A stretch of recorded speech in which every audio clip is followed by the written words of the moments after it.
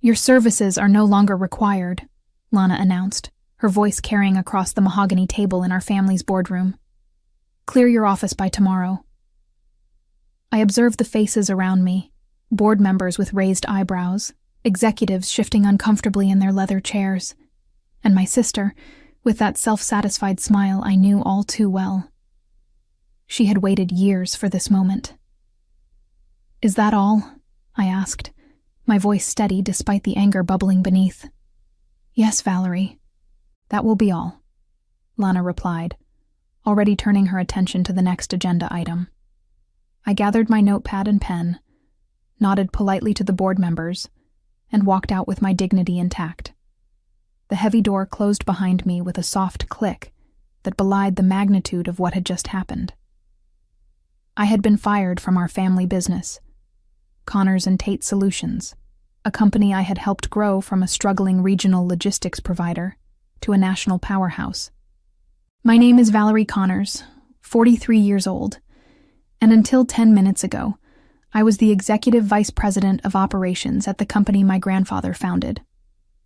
For over a decade, I had been the one securing contracts, building client relationships, and structuring the deals that accounted for most of our revenue. While Lana focused on corporate image and playing politics with board members, I had been the engine driving our growth in Nashville, Tennessee. I walked to my office, a corner space I had earned through years of dedication.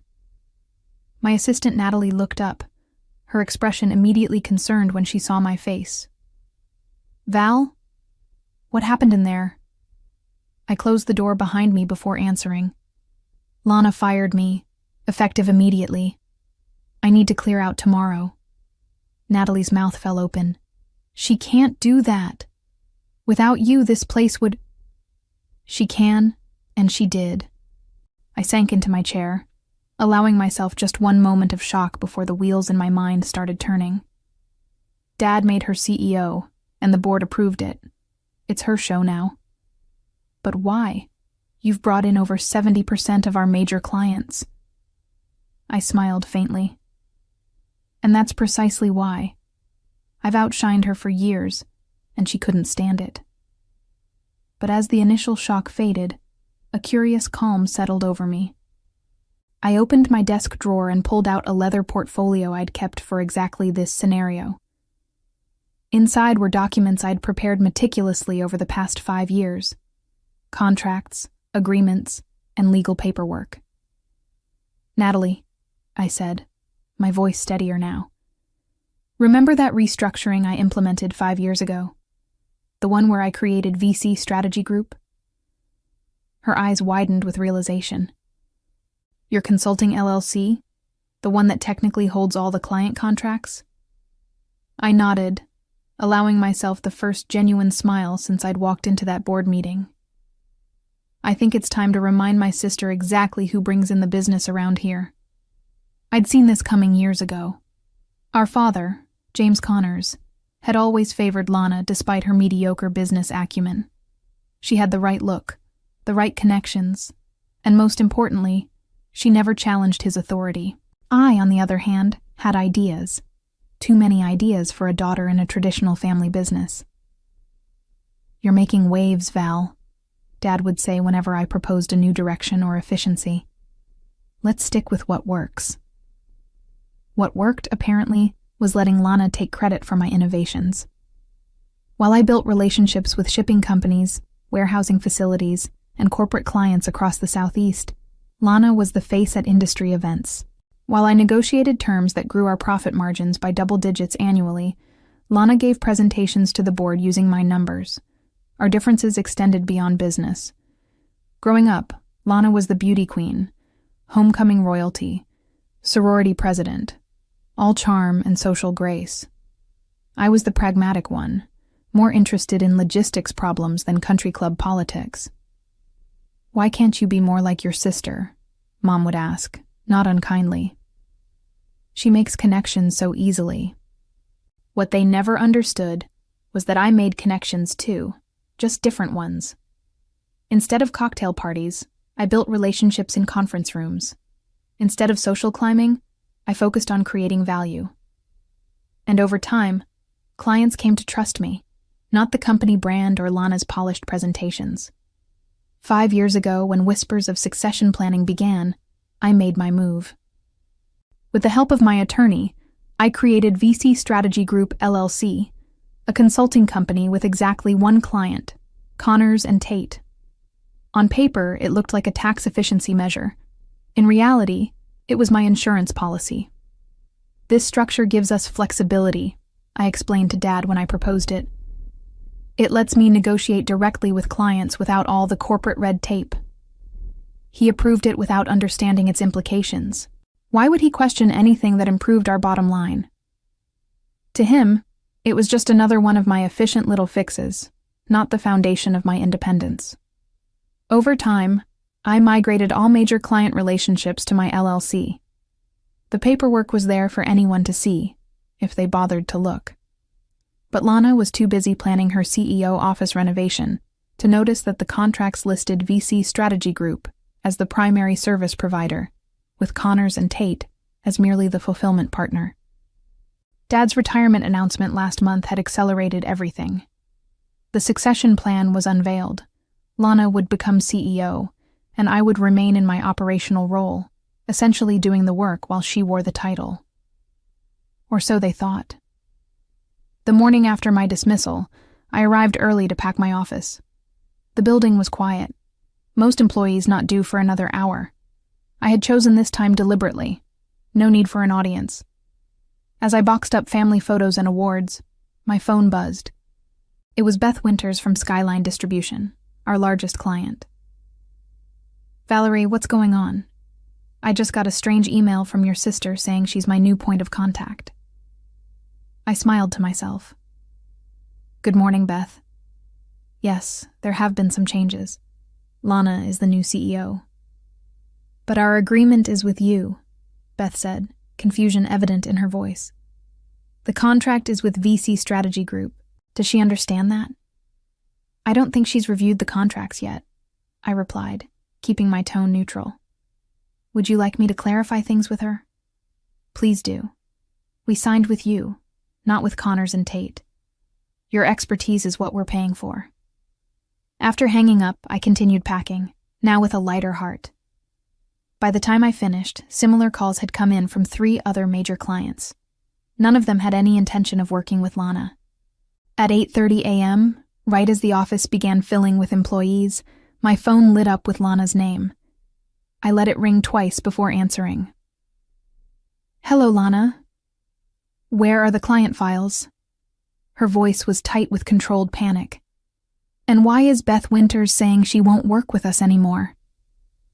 "The client files are exactly where they've always been," I replied calmly.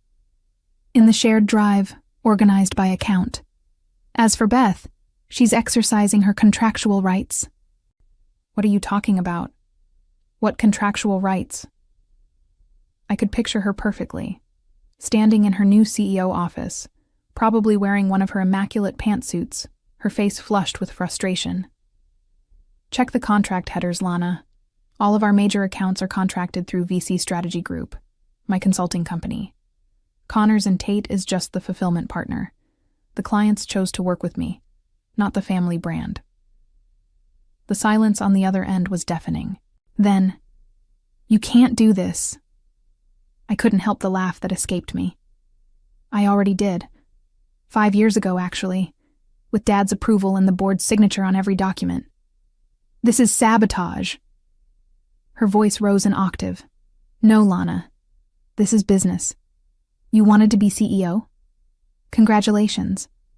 But the relationships, the trust, the actual revenue-generating contracts? Those are mine." By the time I hung up, Natalie had appeared at my door with a cardboard box of her own belongings. "I quit this morning," she announced with a smile. "Told HR I'll be joining VC Strategy Group effective immediately." The realization hit me fully then. This wasn't just about sweet revenge against Lana. This was my chance to build something truly mine. I picked up my box and took one last look at the office where I'd spent the past 15 years. "Let's go," I said.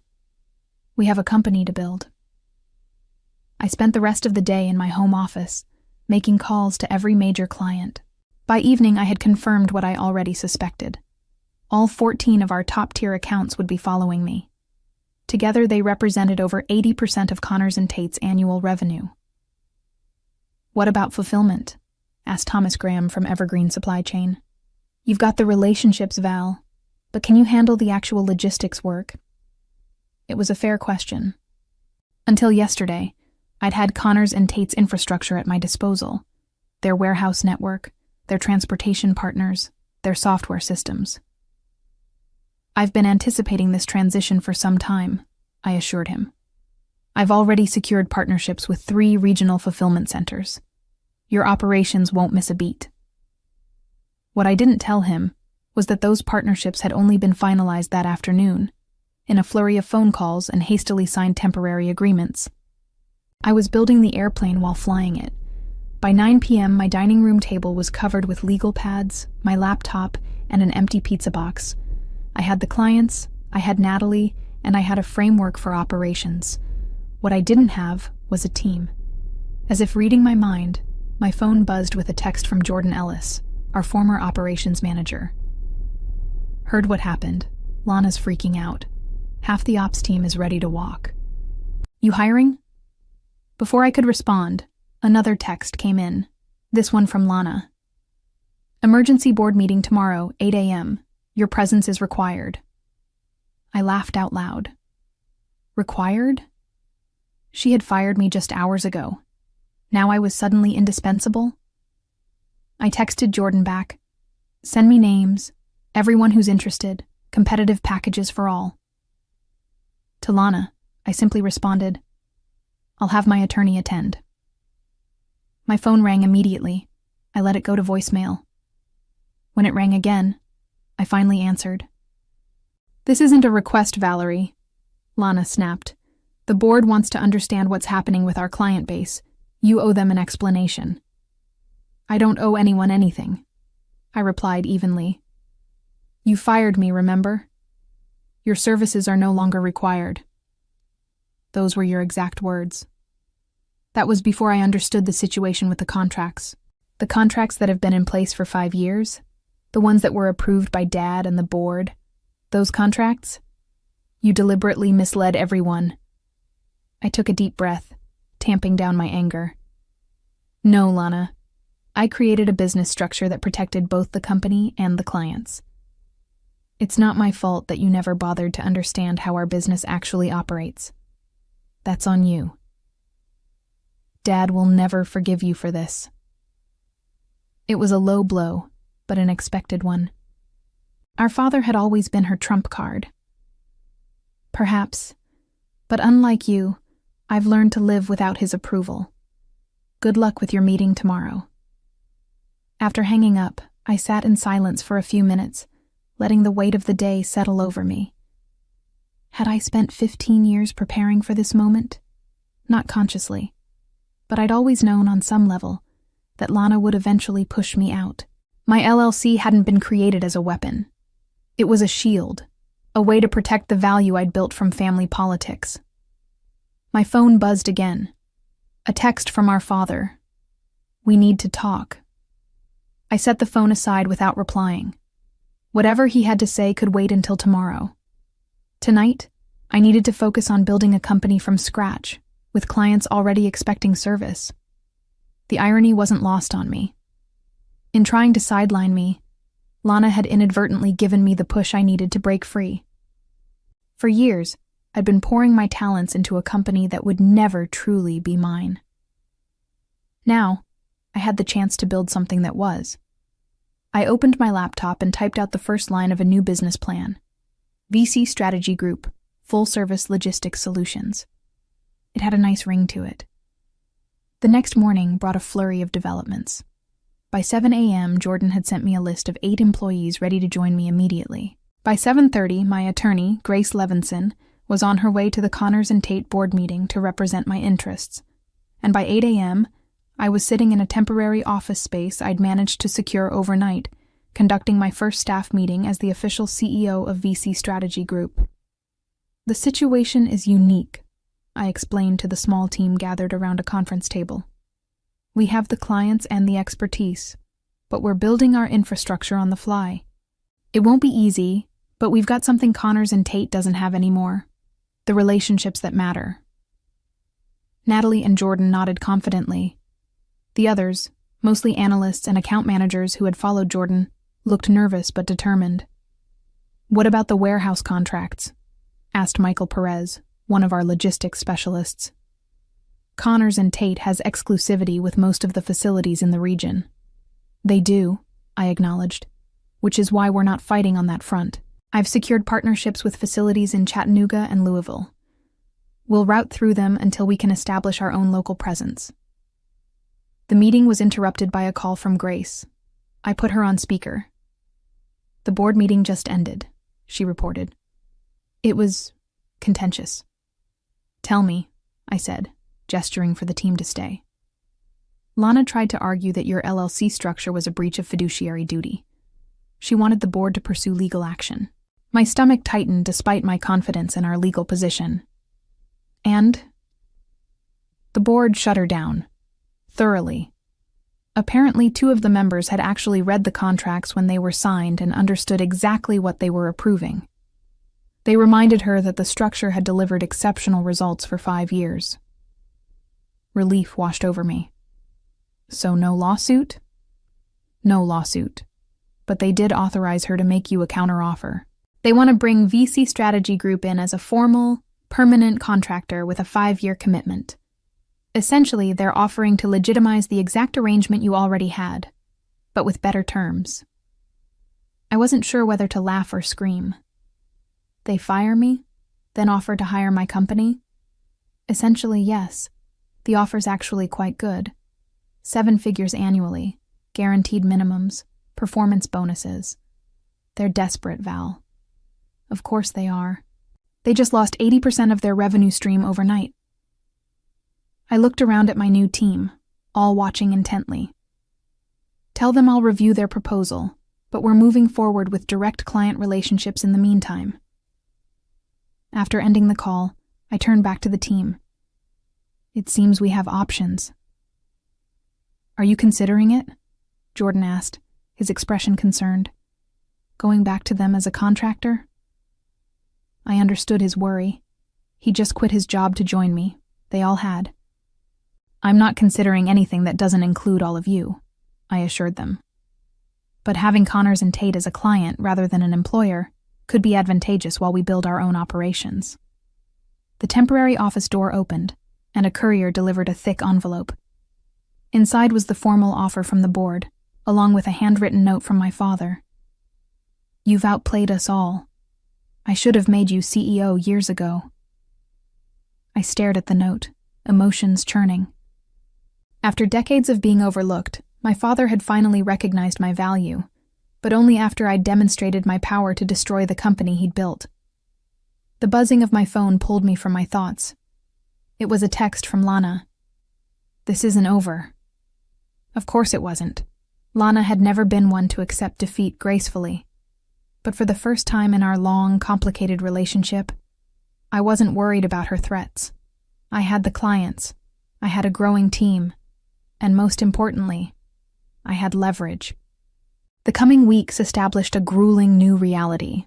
Building a company from scratch while servicing existing clients proved even more challenging than I'd anticipated. We worked 14-hour days, turning our temporary office into a command center of organized chaos. Each morning began with an all-hands meeting to tackle the day's most pressing issues. Each evening ended with a review of what we'd accomplished and what still needed attention. The pace was unsustainable, but necessary for survival. 3 weeks in, I finally had time to properly respond to the board's offer. I invited Grace to review my counter-proposal before sending it. "This is aggressive," she noted, reading through the terms. "You're asking for double their offer, plus equity in Connors and Tate?" 5%, I clarified. Enough to have a voice, not enough to trigger resentment. Grace leaned back in her chair. "Val, can I be blunt? This feels personal." "Of course it's personal. They're family. That's not what I mean. This feels like you're trying to prove something, rather than making the best business decision. Her observation stung because it contained truth. Was I pushing too hard to make a point? The board's initial offer had been generous. Doubling down might be unnecessarily antagonistic. You're right, I conceded. Revise it to a 20% increase over their offer, with the equity request intact. That's fair value for what we bring to the table. Grace nodded approvingly. Much better. Now, what about your sister? She's been notably quiet since that text message. I had been wondering the same thing. Lana's silence was uncharacteristic and concerning. I have a meeting with her tomorrow, I admitted. Just the two of us, away from the company. She requested it. Do you want me there? I shook my head. Some conversations need to happen without lawyers. The following day, I met Lana at a small coffee shop equidistant from both our offices. She was already seated when I arrived, her expression unreadable. You look tired, she said as I sat down. Building a company is exhausting, I replied. You'd know that if you'd ever done it. It was a cheap shot, but weeks of stress had worn my diplomacy thin. Lana didn't take the bait. I've been doing some thinking, she said, stirring her coffee. About why you set up that LLC structure in the first place. Enlighten me. You never trusted us. Not me, not Dad, not the board. You always needed your own safety net. I considered her words. Trust has to be earned, Lana. Dad spent years overlooking my contributions while elevating yours. You spent years taking credit for my work. What exactly was I supposed to trust? We're family, she said, as if that explained everything. Family businesses fail precisely because people confuse family loyalty with business sense, I countered. Dad made you CEO because you're his daughter, not because you were the best person for the job. And you created a secret company to steal our clients because you're what? Some misunderstood business genius? I created a structure that protected the value I built. Value that you and Dad were happy to benefit from until you decided I was expendable. Lana's facade finally cracked. You want to know why Dad made me CEO instead of you? Because you're ruthless, Val. This stunt with the contracts proves it. You'd burn down the whole company to prove a point. Her words hit harder than I expected. Was that how they saw me? As someone willing to destroy our family legacy out of spite. I didn't burn anything down, I said quietly. You lit the match when you fired me. I'm just making sure I don't get consumed in the flames. We stared at each other across the table, decades of sisterly competition distilled into this moment of brutal honesty. So what happens now? Lana finally asked. That was the million-dollar question. 3 months after Lana fired me, I stood in the lobby of Covenmere Defense, our newest and largest client. Their contract would push VC Strategy Group's annual revenue past $40 million, nearly double what my team had managed while at Connors and Tate. Impressive operation you've built in such a short time, remarked Edward Hughes, Covenmere's procurement director, as he led me through their facility. We had a unique launching point, I explained. An established team, proven expertise, just under a new banner. And without the family drama, I hear. He gave me a knowing look. Nashville's business community isn't that large, Valerie. Word gets around. I maintained a professional smile. Every company has its evolution story. Indeed. Well, we're excited to work with you directly. Your reputation for hands-on management is exactly what we need for our supply chain overhaul. Later that afternoon, I returned to our new permanent offices, a renovated warehouse space with exposed brick walls, open workstations, and private meeting rooms named after our first clients. In just 3 months, we'd grown from 8 employees to 23. Jordan met me at the door with barely contained excitement. The Connors and Tate board accepted our counter-proposal. We're officially their primary logistics partner for the next 3 years. I felt a complex wave of emotions, satisfaction, vindication, and a touch of melancholy. Have they announced it internally yet? Scheduled for tomorrow morning. Lana will have to explain to the entire company that they're now subcontracting their core business function to her sister's firm. That can't have been an easy pill for her to swallow. Jordan grinned. From what I hear, she fought it until the end. The board finally gave her an ultimatum: accept the partnership or resign. I sighed. She won't forgive me for this. Not ever. Do you care? It was a fair question. The relationship between Lana and me had been broken long before this business conflict. Still, there was a finality to this arrangement that felt heavier than simple business competition. I care, I admitted, but not enough to sacrifice what we're building here. The formal announcement of our partnership with Connors and Tate triggered a new phase of growth for VC Strategy Group. With our former employer now effectively our largest client, we had the stability to pursue aggressive expansion. 6 months after Lana fired me, I found myself preparing for a meeting I never expected to have. My father had requested lunch, just the two of us, at his favorite steakhouse. He was already seated when I arrived, looking older than I remembered. The stress of the company's near collapse had taken a visible toll. "You look good, Val," he said as I sat down. "Success suits you." "Thank you," I replied, uncertain where this conversation was heading. "I owe you an apology," he continued, surprising me. "Several, actually." I waited, giving him space to elaborate. "I should have recognized your talents years ago. Should have made you CEO when I stepped down." He shook his head. "I was blinded by traditional thinking. The oldest child inherits the crown, regardless of capability." "Lana had her strengths," I offered, feeling an unexpected urge to defend my sister. "She did, but they weren't the right ones for leading the company." He looked directly at me. "You outmaneuvered all of us, Val. Created your own safety net right under our noses. I'm not sure whether to be angry or impressed." "Both would be appropriate," I said with a small smile. "The board is considering a restructuring," he said after a pause. "They want to bring you back, not just your company as a contractor, but you personally, as CEO." I nearly choked on my water. "And Lana?" "She'd transition to Chief Marketing Officer, her natural strength." "She'd never accept that." "She already has," he replied. "Conditionally." "What condition?" "That you two find a way to repair your relationship. That's why I'm here, Val. Not just as your father, but as the company founder. We need both of you, working together instead of against each other." I sat back, processing this unexpected development. "I don't know if that's possible." "Perhaps not, but isn't it worth trying?" I wasn't sure. The gulf between Lana and me had grown so wide, I couldn't imagine bridging it now.